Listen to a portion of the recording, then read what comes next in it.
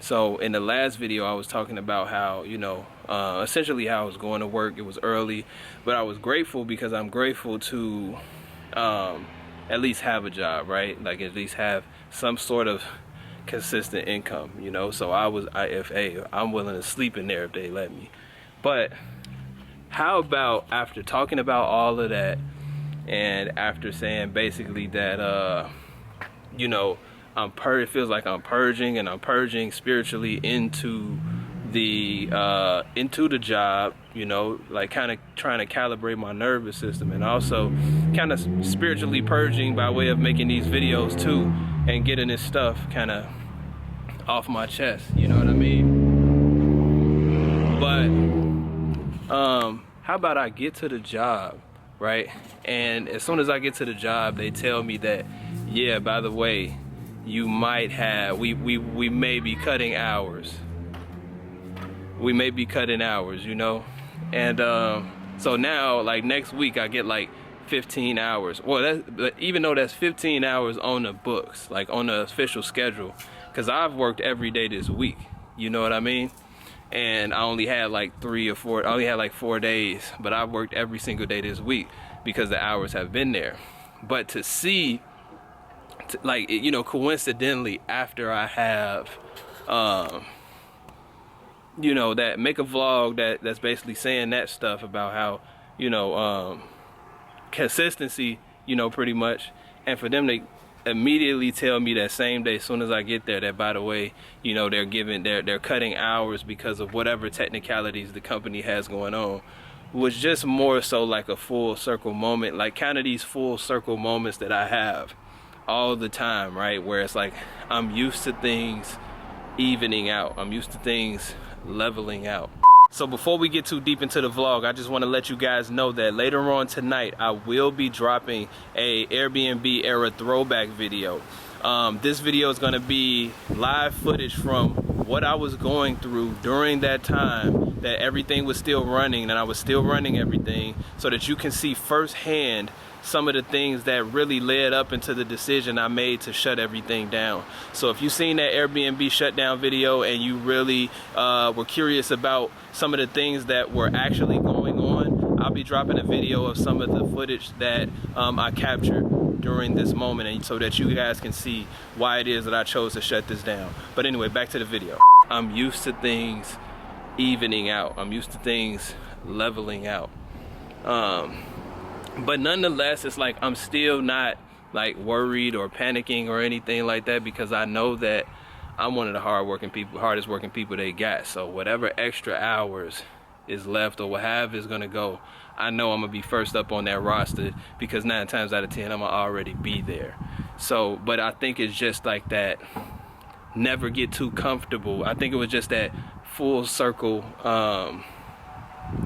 reminder, right? Like, never get too comfortable. And I think that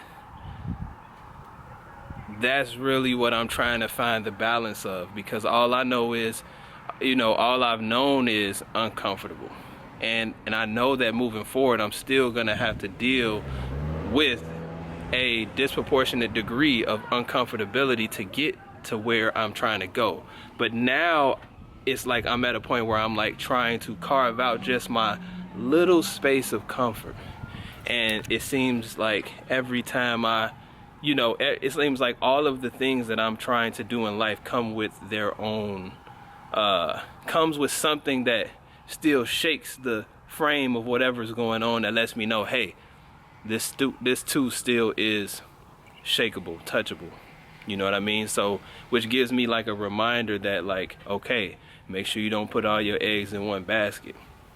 Now, as I'm going through the day, on the flip side, what happens is, I'm at my I'm in my uncle's house. I came to talk to my cousin, right, about a few things, talk business with him. Now, when I get here, my aunt stops me, and basically, she has one of their other family members there, and my auntie stops me and says, like, hey, this particular family member would like to talk to you about insurance, about life insurance, So essentially what I'm saying is that there is now a potential opportunity. Like, as the day started with them cutting my hours, there is now a potential chance that I will, you know, actually have an insurance deal on the table, all in the same day, right? Like, all in the same day. And I think that my thing that I'm trying to do is figure out for real how to interpret all of this, right? Because it seems like when one thing is going good, something happens, it shifts, there's an adjustment that needs to be made, there's an adaptation that needs to happen. And like, you know, I think one of the gift and the curse that I have is the power of overthinking, right? Because I'm always trying to interpret the whys behind things. So when things happen like this, I don't just interpret them as a, you know, single event, like a single isolated event for the surface level, you know, aspect of the event. I somehow feel like all of these things are deeply are connected on a deeper level in terms of the lessons that I'm supposed to be learning in life and who I'm supposed to be becoming. But it seems like the stimulus only comes unexpectedly every time. So it's like I find myself having to make these adjustments and make these adaptations in the moment, you know. And maybe I was starting to lean, you know, I don't know, maybe lean more into the job. You know, I don't know, maybe I was starting to psychologically view it as a crutch or something, when I really need to be staying on my toes at all times. Because I actually have a whole blueprint of how I plan to, like, escalate is not the word I'm trying to use, but I'll say escalate from starting over with this job to growing, to, you know, manifesting that into the insurance company, growing the insurance company, and then using that to leverage any investments that I plan to make in the future, which I haven't got to that yet because I'm still here dealing with the order of operations. But I just wanted to share that with you guys today, because it's like there's always a catch, you know what I mean? Like, my life, and at this point I'm sure that I'm not the only one who feels this way, but this seems to be my life. It's like there's always a catch. There's always something behind door number 2. You know what I mean? So it's like at this point, it's just better to plan for it, leave a little wiggle room for error, and leave a little bit of wiggle room for adjustment and adaptation, or the possibility of that. And, you know, and let it be better to need it and not, you know, to have it and not need it versus need it and not have it. You know, because all I'm trying to do, I'm just trying to stay stable. Like, literally, I just got to the job. You know, I got the job 2 weeks ago. This will be my 3rd week, and already they're cutting the hours. It seemed, and historically, it has seemed like, at least it seems like to me, things always happen once I get to a situation. Things were going so good, everything was going fine, people were doing everything that was the reason why I came, or whatever the case. And then when I get there, all of a sudden there's restructuring, there's changes, there's all these different things that happen where it's like I have to make the adjustment, you know what I mean? It's always in a situation where it's like I gotta be willing to make that adaptation or adjustment last minute, at the drop of a hat or the drop of a dime, you know. So I just wanted to share that, because I tend to reflect very deeply in these moments where the average person might say, yeah, you're just overthinking. But in reality, it's like I know there is a deeper linear connection between all of the events that happen in my life. They happen for a reason. They attract to me for a reason, from the women that I date, from the opportunities that I have, to everything that has happened, you know, and will happen in my life has happened for a reason, you know. Even if I don't know what that reason is, but I dang sure spend a lot of time trying to figure out the connections, because at this point, I've spent the last 10 years, I spent my entire 20s basically running through the walls, like just running through the walls, and like, hey, it's cool, I got enough energy to keep running through the walls. And that's what put me in this kind of bad financial situation to begin with, you know. So, and other situations that may not have been financial even. But at 30, it's like a switch flicked, and it's like I feel like maybe what if we tried not running through the walls and instead avoiding them altogether, you know? It just switched, the flip just switched, the switch just flipped, you know?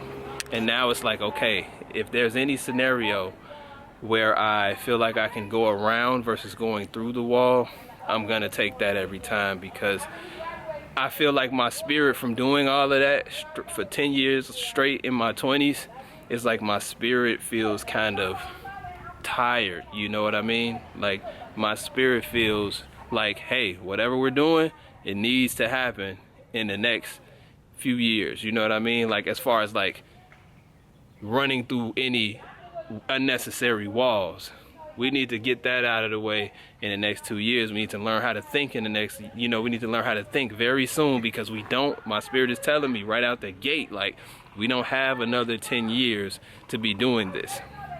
You know, my spirit is letting me know you're not 20 no more. Your spirit, my spirit, we need to be on moving on to peaceful pastures, you know what I mean? More peaceful pastures, more, or at least some regenerative pastures where it's not always go mode. We can at least have that tiny bit of consistency. But I just want to share that reflection with you guys, because I just think that I can't make this stuff up, how, you know, it's always some type of duality situation going on in my growth, where I'm having to make these deeper observations and come to these deeper conclusions. And I think that the thing that hit me today as I was at work was to not get too comfortable. Always keep your eggs a little, you know, your egg selection a little robust, you know, and be grateful for what you have, because at any time it can be taken away. And that's why I think the main reason is that while I'm there, I'm working as much as humanly possible, because 2 weeks ago I didn't even have a job, and I was worrying about where my money was going to come from, because even at 15 hours, that's more money coming in than what I had. And so I'm still going to try to kick the door down and just be grateful, and show that gratefulness by really going in there, doing my thing until I can graduate to the next step, which is attacking that insurance, you know. But I'll have that, I'll do that in the next video. But until then, peace.